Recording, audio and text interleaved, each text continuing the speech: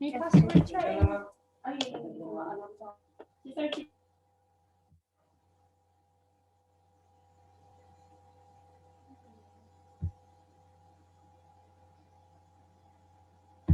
Ang ganda yung kamuti. Init ko na yun.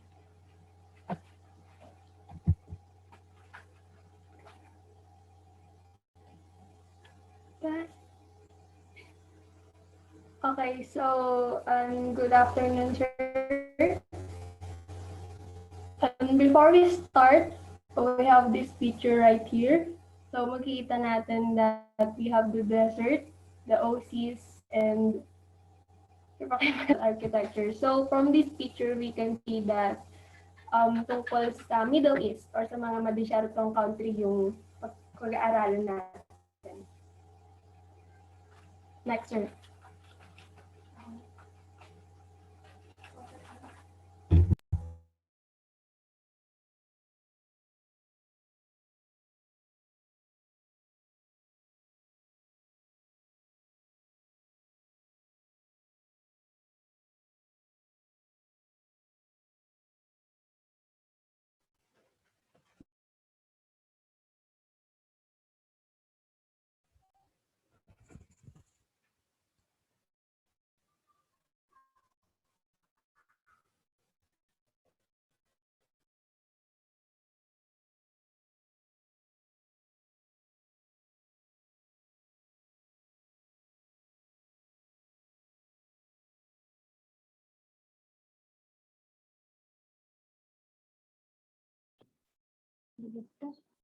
Angelica, ikaw muna naman mag-discuss kung wala si Althea.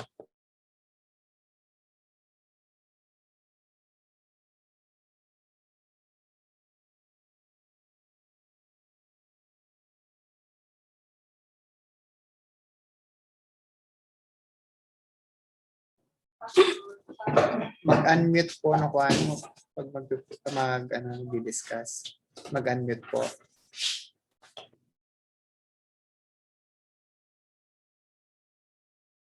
Next na, sir.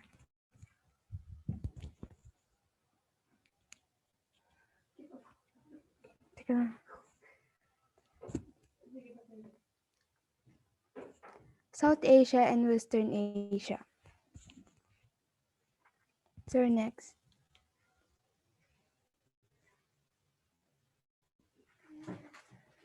Western Asia or Southwest Asia are also called Middle East. Countries in Western Asia show strong economic growth. One of the major sources of economic growth in the area is due to oil and petroleum. For almost 60% of reserves in the world are in Western Asia. Sir, next.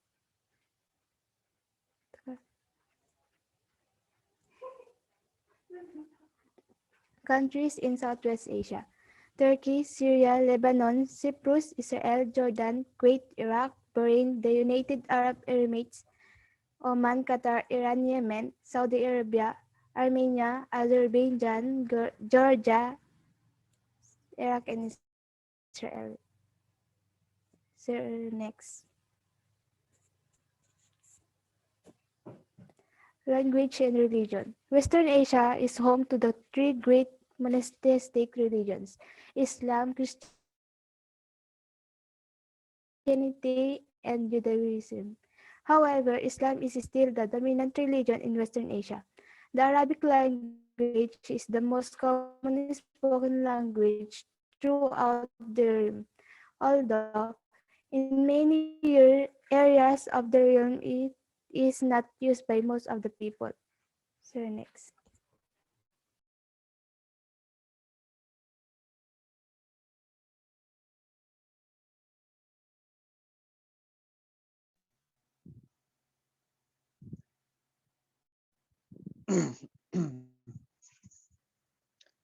So, unlocking vocabulary. These words are some Arabic words, and these words must be said in two forms, for boys and for girls, or ladies and gentlemen. For example, the first word is Kaifa Haluk, which means how are you, is for boy, if I'm not mistaken, and Kaifa Haluke for girls, and other exceeding uh, examples. Uh, Ana Bighar Sukran means I'm fine, thank you. Shukrun. Uh, Fathumore Masjid is a 17th century mosque located at the western end and the oldest street of Delhi, India. Khichdi or khichuri is a dish in South Asian cuisine made of rice and lentils. Methil, also spelled at Mahil, is an evening of courtly entertainment, poetry, or concert of Hindutashni classic music and dance. Next, sir.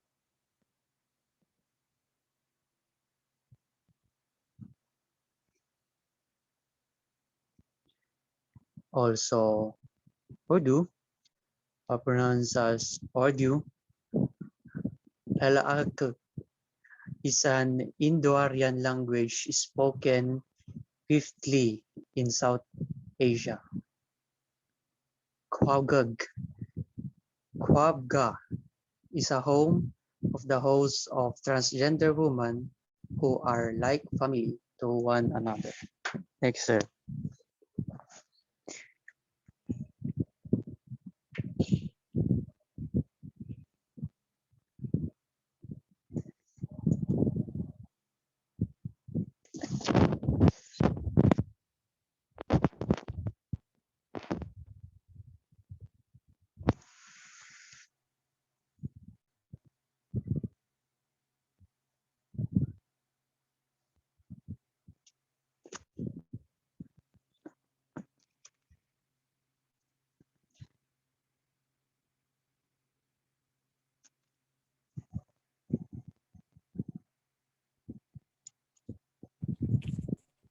Arudhati Roy. She is an Indian author and award winning for the Man Booker Prize for Fiction in 1997.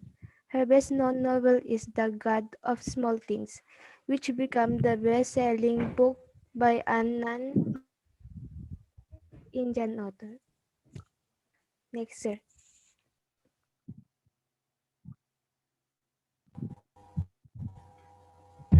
So this is our story this afternoon, the Ministry of Utmost Happiness. So keep in mind that we will just report the chapter 1 and chapter 2. So next. So these are the characters. Anjum, the main protagonist. So Anjum is an intersex person. And when we say intersex person, they have a two genitalia. They have a boy and a girl genitalia. And she's also a sex worker before but decided to live in the graveyard. Ziauddin is the blind imam that befriended her. So imam means like for example pastor ng mga Muslim, so parang ganon. And then the man who knew English also befriended her, and Alam Baji, the midwife, and then Anjum mother, the Hanara Begum. So next.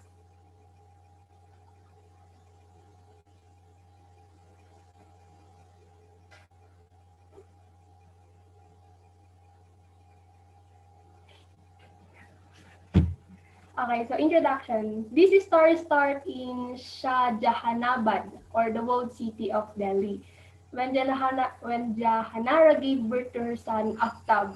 So, di ba kasi si Anjum, akala nila ay isa siyang intersex person. So, nung una, ang akala nila is lalaki siya. So, ang pinangalan sa kanya is Aftab. The first three children were girls, and they had been waiting for their Aftab for 6 years. The night he was born was the happiest of the Hanara's Begum's life. So, next.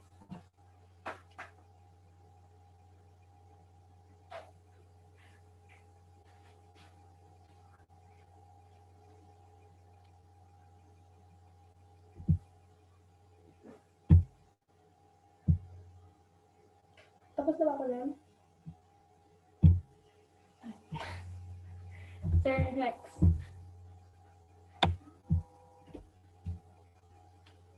Okay, so, but when she explored his tiny body, eyes, nose, head, neck, armpits, fingers, toes, with sated and hurried delight, that was when she discovered wrestling under his boy parts, a small and firm but undoubtedly girl part.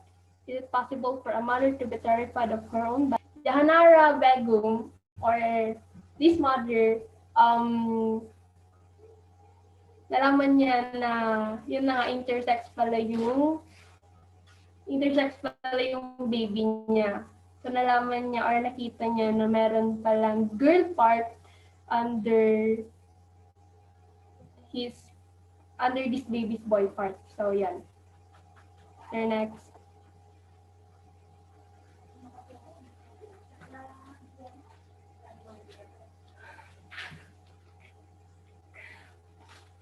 When she discovered that her baby is intersex, ideas keep on popping on her head. She even thought of killing her baby and herself.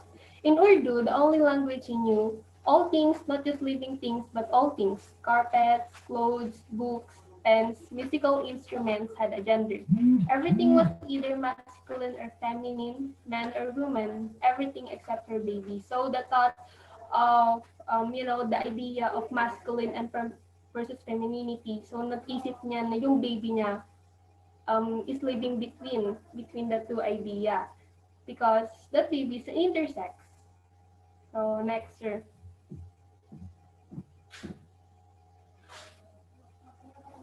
Okay, so dito na yung climax. She resolved to tell nobody for the moment, not even her husband. She thinks it's not even a real vagina, but only appendage, a baby thing. So, she told herself that someday it will close, or yung the vagina that she have discovered, that someday it will just close, or it will heal, or just go away for after many years. Years after, Anjum goes into adolescence as a he, but now he is identified as a she. She decided to live in the graveyard after leaving Pabga. When she first moved in, people harassed her and bullied her, but she didn't flinch like a kid. So years after, Anjum, which is the main protagonist of the story. And now, Anjum decided to live in the graveyard after leaving Kwabga. Now, ano yung Kwabga? Kwabga is it literally means in the story as living quarter. Pero in the story, ginamit siya as a home for a trans woman. So sa lugar na yon, pwede na rin nating sabihing brutal ng mga trans women kasi mga sex workers sila. And then she decided to leave the Kwabga and go to the graveyard. Next, sir.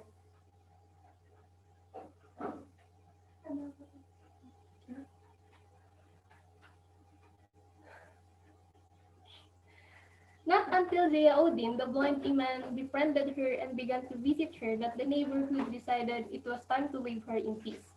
Until one day, a man who knew English told her that her name written backwards in English is spelled Majnu, making her Romeo in Romeo and Juliet. And then, di ba kasi, knowing her situation that she is an intersex person, the neighborhood around her harassed her and bullied her.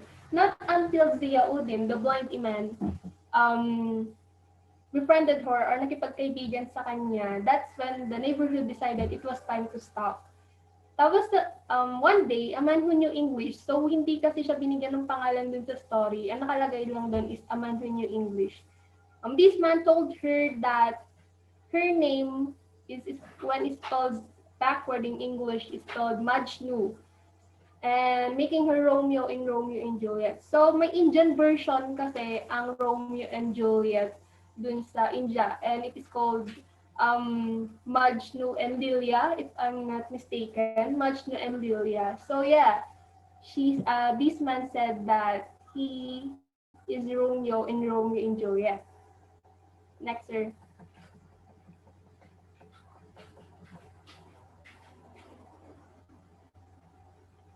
And then Anju found that hilarious, so she asked, what will they do when they found out that Lila may actually Majnu and Romeo was really Juliet?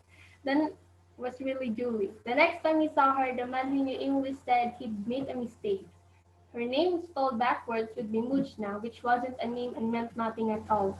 To this she said, it doesn't matter. I'm all of them. I'm Romeo and Julie, I'm Lala and Majnu and Mujna. Why not?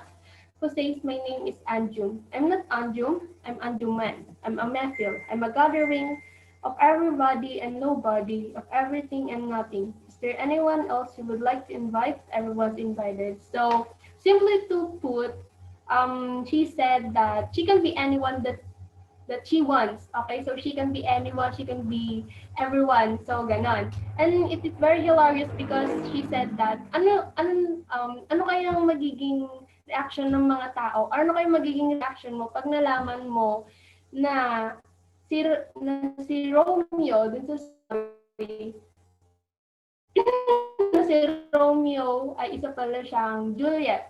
So sabi nga kasi dito that Lila may actually be Majnu because her situation is an intersex person. So yeah, she have a two gender. So she can also be a Romeo and she can also be a Juliet. Next, sir.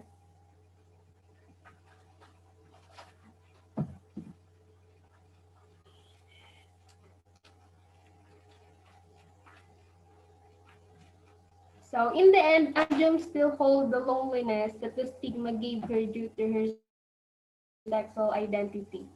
She is living between the idea of masculine and feminine. She had learned from experience that need was a warehouse that contained a considerable amount of cruelty. Even though Anjum's departure from the Quadga had been far from cordial, she knew its secrets were not shallow. So in the end, we can see that Anjum has loneliness because that gave her due to her sexual identity or kung situation niya as an intersex person. So it created a taboo to the people around her and it really made her bad. So yun lang naman yung ending. And please take note that this is just the chapter 1 and chapter 2 of the whole novel of the Ministry of the Utmost Happiness. Next, sir.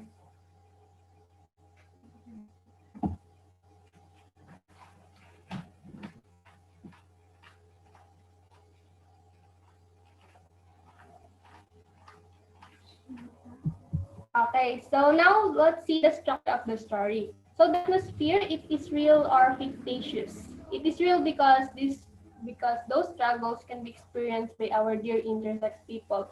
So it's really good because in the story we can see the struggle of Anjum as an intersex person, to her sexual identity. And the story or the author really portrayed that in the novel. So yeah, it's real and very fictitious. Next, sir.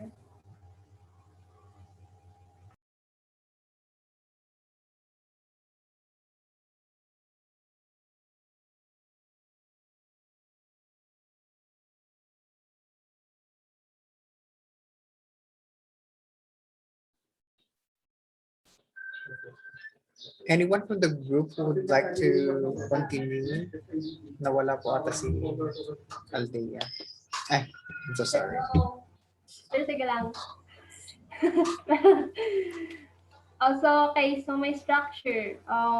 It is artistic, number one, because the author gave the story a justice by showing the reality of being an intersex person. And then it is very logical too, because the other ways of showing the struggles of the main protagonist is very real and it's also logical. So makita naman natin sa story yung mga struggle from transitioning between a he into a she. So yeah, that is also an artistic way of the art portraying the reality of being an intersex person. Next, sir.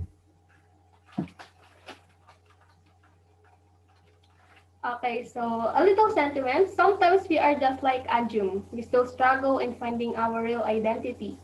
We are still in the process of knowing who we want to represent ourselves as. We still don't know where we should go or words are so confused. So, hindi ba, especially as Gen Z Generation Z, we still don't know who we really are. We still don't know who we represent ourselves as.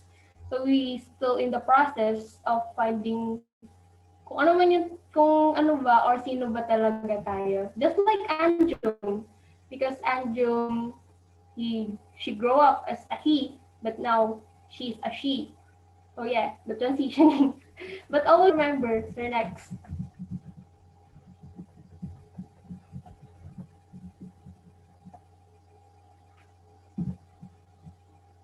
Wala makita.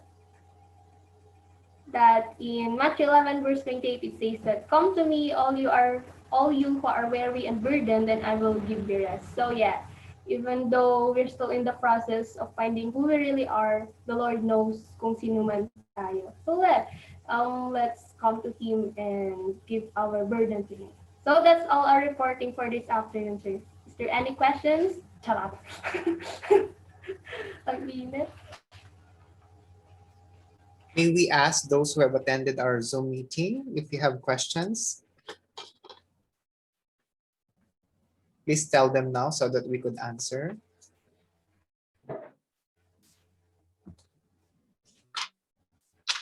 Before I'll say my piece as well. So if you will consider the two questions in page 199, so I think these are just easy questions. Like for the number one question, Althea and the group, based on the excerpt, what form of alienation is the story trying to convey? Have you tried to consider that question?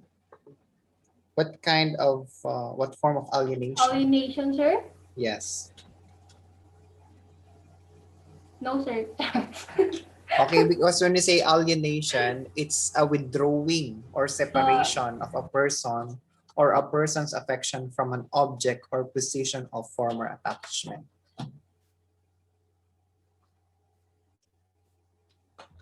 Sagutin niyo. What affection? What alienation?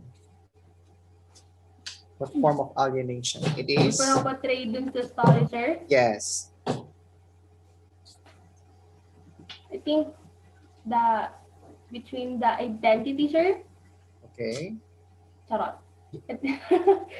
First. The identity of the protagonist.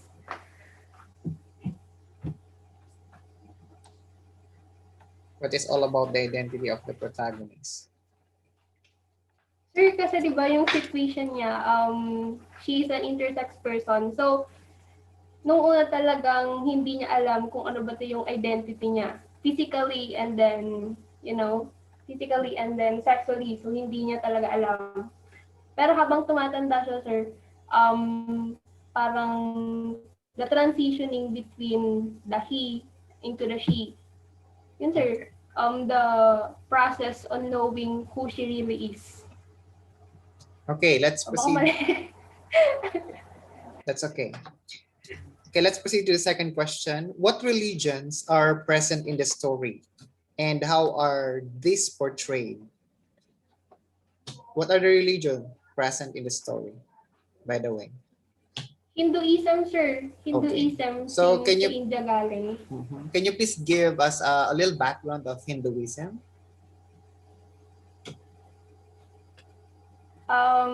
So Hinduism is like the largest group of religion in the India.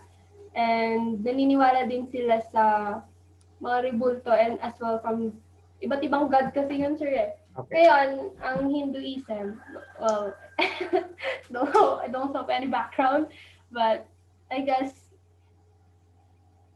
Hinduism, wait lang. What is Hinduism? Okay, so what do you think is the role of religion in the narrative? So is there any connection of the religion in the narrative or in the story? Yes, sir, kasi may nabanggit doon sa isang part ng story ng Okay. nanay ni Anjum.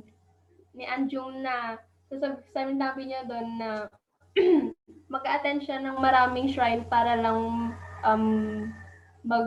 ng mercy ang Panginoon niya or their God para daw ma-heal yung anak niya. Okay. So yeah, really portrays her that a religion do have a big impact through a person's life. Mhm. I mean, to the main protagonist of the story. Why not tell the name of the protagonist? That you just not say the protagonist, okay? Because there's already a name, yes, being given. So who is the protagonist, by the way, in the story? Si Anjum, sir. Si Sa Anjo. Anjum. Okay, I have also discovered a while back while you are presenting. Are you really, well, for your generation now, are you really that with the thing gender? Okay, is it really a questionable thing with your Yes, sir, generation right now? because the identity about the gender, sir. Because I feel like it's a very big thing, especially to our generation. It is a very big thing to know because it represents ourselves, and it will also help us Mhm. to know who we really are. Because everyone, sir, in our generation feels like we need to know or to dive deeper to our personality, to our character, kung sino ba talaga kami, sir. And one of those things about our gender, which doesn't exist noon. Pero, sir, the the generation really just evolving. Some ideas just keep popping up, and one of that's the gender identity. Okay, can I also have the idea of the other reporters? Do you have any idea, Miss Angelica Lemu, I think, and Floran? It's about the gender issue. Ano, ano ulit So, yung tanong mo? what can you say about the gender issue? Is it really an issue for your generation right now? Sir, actually, yes. Why? Uh, based on my experience Mhm. last 2016 to 2018, um, many of us na nagsasabi, love has no, kumbaga, Gender. walang pinipili. Ganon. Oh, yes, sir. Love has no gender. Ganon po. So, medyo, medyo may point. Pero what if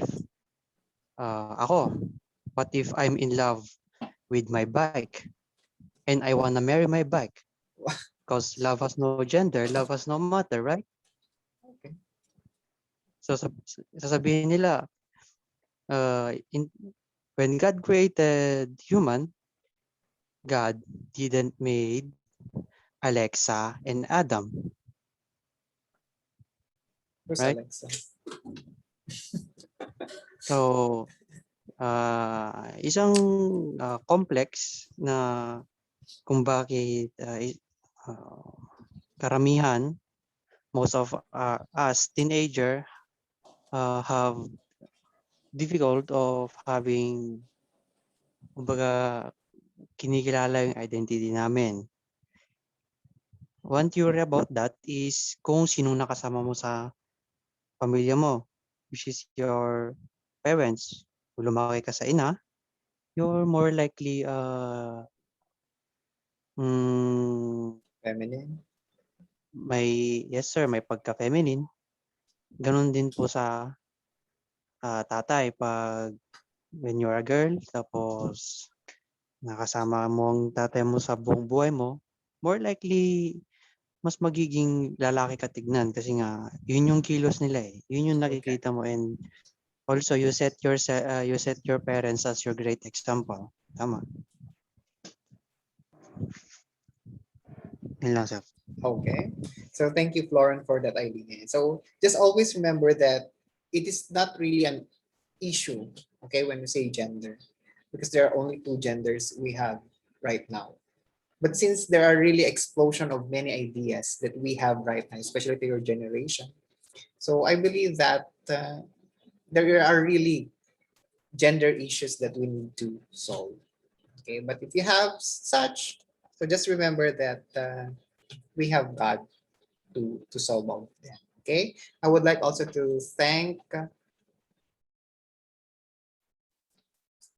okay, the group of what group are you now? Group 3 from UMS A for giving us a very wonderful presentation this afternoon. Actually, I'm a bit my mind is really bombarded with many activities this afternoon, but still you have given your part. You have displayed the prowess in your presentation. So I think many parts are given, and you have really done a great job for your presentation. Okay,